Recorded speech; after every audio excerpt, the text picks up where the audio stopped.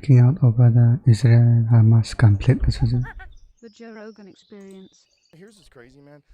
I've been freaking out over the last few weeks. At nighttime. At nighttime I'll be alone and I just start thinking about the future of the world. And I start legit freaking out. What would happen if we were legit Armageddon, Mad Max, nuclear war? How far are we away from that? And it could just give me anxiety before I go to sleep. I'd just be laying there going, fuck, how does this always You're thinking about Mad Max time. Israel thing pops off and now I'm legit freaked out. I've been definitely buying a lot of stuff lately for my house, end of the world shit. I'm getting Tesla solar right now, battery packs so I can live off the grid. And yeah, that's a good move. Yeah, if you can get your house solar, that's a big move. Just fucking, at a certain point in time, what's the electricity even getting other than keeping the lights on? What I'm scared of is all communications. They're thinking an apocalyptic scenario. How hard would it be to shut down our power grid? How hard would it be to blow a few satellites up and no one knows shit? Yeah, that's why that Starlink, the satellite thing. I'm thinking about getting that. Even I have great internet, but just because what if it's scary. Yeah, I was in the mountains in Utah and they had Starlink. It was great. It works everywhere. But people keep thinking it's UFOs. Oh yeah, people keep filming it flying. What is that? Yeah, the dots in the air. I was telling you the other day, I'm sitting at home wondering about the fate of the world. Are we literally gonna be in a fucking mad? Because you don't think anything's gonna go bad until it goes bad. You remember the day before 9/11? It was just fucking normal America. Yay. And then the next day, chaos. And then everyone's riding around with an American flag on their car. Yeah. Anything can happen. And if anything does happen, how much is the world gonna change? If you think about any sort of horrific natural disaster that has hit humanity since the beginning of time, whether it's super volcanoes or earthquakes or any of these chaotic things, when those things happen, when the Mongols roll into your town, when Nazi Germany starts taking over Europe, fuck, we want to think that can't happen, but 100% that can happen. And when I'm out alone at night and I'm a little high, that's the thing that freaks me out the most. The things that freaks me out the most is international conflicts between superpowers and how they're willing to kill a certain amount of people, right? So what's the number where they won't cross that line? Because if you've got groups of people that are willing to shoot missiles into apartment buildings and fly jets down and gun people down, and you've seen all those crazy drones, if we're willing to kill a certain amount of people, what's the line where they won't cross? What's the line? Is it 1 million people? Is it a nuclear bomb? What is the line? There's probably no line. And when you think about how much people loved America When they're dropping the nuclear missiles. after 9/11, the whole world was on America's side. The How world. much we fucked that up in 23 years or 22 years. Yeah. Fuck that up. A million innocent people died because of the Iraq War. Yeah. Everybody knows that. We did a 9/12 immediately. We probably are due for one. That's scary when you see this Israel thing. It scares the shit out of me. Yeah. It scares the shit out of me. Because when I see something like that happen, there's no clear way I don't think Israel kind of drop bomb on USA though. this resolves peacefully. This is bad. This is real bad. And Israel's going to go into Palestine. They're already bombing and and is there a retaliation for that? And what happens then? And what other countries get involved? And fuck, man. It just really puts into perspective that there's some shit going on that you're not thinking about because it's not in your life. So if you're a guy like you or I, let's say us, because we're comedians, so we're hanging out at the comedy club, we're doing podcasts, that's our world. Our world is fucking around with people. Our world is telling jokes. Our world is hanging out with our friends and doing shows. Their world is killing people. Their world is controlling resources, and it's not. They don't play fair. They release stories that aren't true. They use disinformation to switch narratives. They have social media posts that aren't real, so they can get people riled up about certain things. And then they're also coordinating military attacks. That's their world. We just don't think about that world. We're not in that world. But people have been in that world since the beginning of time. What they've done with us is they've sheltered us in such a way and then censored all the mainstream media in such a way that they completely control the narrative of how you think about what can and cannot happen in the world and why these things are happening. And did they really control the media? I don't think so. We're seeing that right now. We're seeing that in your face where you're like, what? I think there's definitely some pegs over there. And you're also seeing people with massive amounts of conspiracies now, right? And whenever something like that happens, there's always the people that are like, how did they not know this was going to happen? Isn't this the most sophisticated surveillance systems in the world? Israel's, they're the people that invented Pegasus. That's that shit that gets on your phone, they can listen to anybody, and they have they have that iron dome that protects them against missiles. Did you ever see that working? They were just showing it the other night. Show videos of the iron dome working. It's crazy. So as Hamas is launching these missiles, they're shooting missiles at the missiles and blowing them out of the sky. It's wild. Oh, yeah. It's old school missile command. Remember that video? Yeah. You have to be 100% accurate because any one of these is going to kill a bunch of people.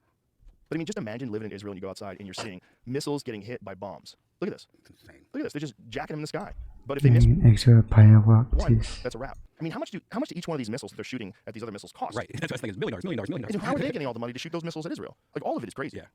And someone tweeted, see if this is true, that this happened right after the Biden administration released a bunch of funds to Iran. I think it was $6 billion. Really? And then these people in Hamas are thanking Iran for funding this. Wow. But what's real? Yeah. What's real? That sounds How much of this is real? Yeah. Have you heard of this? Air Force successfully tested secret new stealth missile with mock nuke. Stealth missile with a mock nuke. Okay. B-52. America's nuclear weapons are aging, and the Pentagon plans to spend more than $600 billion to keep the potentially world-ending weapons in fighting shape. What a great idea.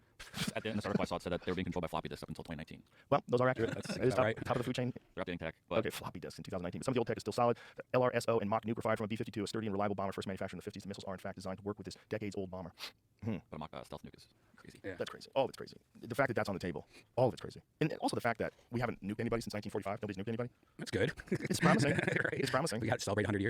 But it's hard to imagine that it's going to last like that forever.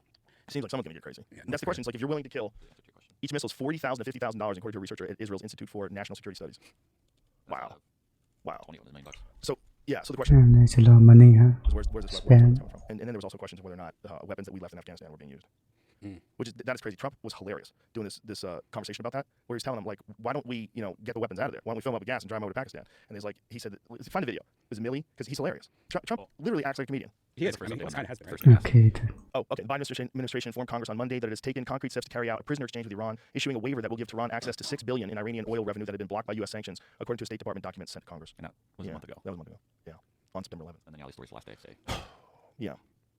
So they gave him a lot of funds. Yeah, and then this happens. He needs to do a chargeback. It's just call PayPal.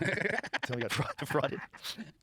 We're in the middle of a game that we're not aware of, just like we were talking about before. Like that's the game they play. The game they're playing is war and money. I mean, just the amount of money that's been spent in Ukraine, and like, what kind of accounting are you guys doing? You guys doing good accounting over there? Like, does everybody know where every fucking dollar went, or is it just like, let's go crazy? Yeah. Yeah. Exactly. Yeah. You're talking about so much money. Like, you can shuffle it over here. Blah, blah, blah, blah. Why don't you look at He's just saying you shouldn't give to Ukraine. I mean, How do you just leave weapons too? I mean, don't we know where all the, I mean, if we have air tags on our book bag, shouldn't they have like little air tags on them? Dude, that whole pullout was an unmitigated disaster. Yeah. Nobody thinks it was good. Nobody thinks it should have been done that way. I mean, Trump was trying to pull out a long time ago.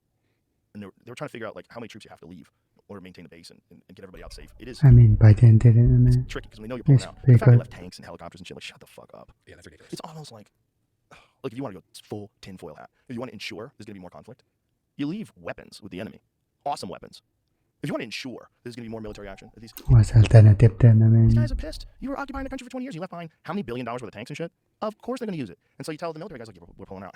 But here's the long play. The long play is, no chance they're not going to do something with all that stuff. And so we'll probably have to go back in. And then this time we'll really go back in. We can control the lithium. Like, we can't go now. Like, we go all in now. Like, we got to get them to do something really stupid. So then we can justify, like, a complete takeover of the country and annihilation of the people that are the problem. The people that we left tanks behind. The thing about Afghanistan, though, is, like, it's so difficult to get through. We think of it as like a country, but it's mountains. It's like everything is mountains. It's incredible landscape. And there's Greek cities there. There's ancient Greek cities that were abandoned there during the time of Alexander the Great. And no archaeologists are studying them. Like, it's amazing. It's an amazing place. And it also has crazy amounts of resources. In terms of, like, I think there's an insane amount of lithium there. There's all sorts of shit there that's, like, really valuable. But everybody tries to take over and they all fail miserably. It's like one of the ways that they stomped out the Soviet Union was funding the Mujahideen, which later became, Al-Qaeda. Or the Taliban. Was the Mujahideen, they become the Taliban or Al-Qaeda? Either way. they're just wobbling at this point. The Russians tried to take over forever, and then they gave up. Like, fuck this. It's like too much. You can't win over there. It's like you can't even go anywhere. You can't get through the mountains. You can't just drive. You can't just drive tanks through. It's a fucking wild place, an almost unconquerable place. It would be cool to see in the future if that does eventually become somewhere you could go and enjoy the. It used to be. People used to go. There's like videos of people walking around the streets of Kabul. It used to be places people would go and vacation. Yeah. Force fields. Come on, force fields. Dude, none of that's gonna help. All goes back to force fields. Yes, if we come in and put a big force field there, I think so. we leave our force fields behind. Yeah, I feel safer living in Austin though. Now that we're in the middle of the country, just in case war goes crazy. Unless they decide to like nuke Dallas. Yeah.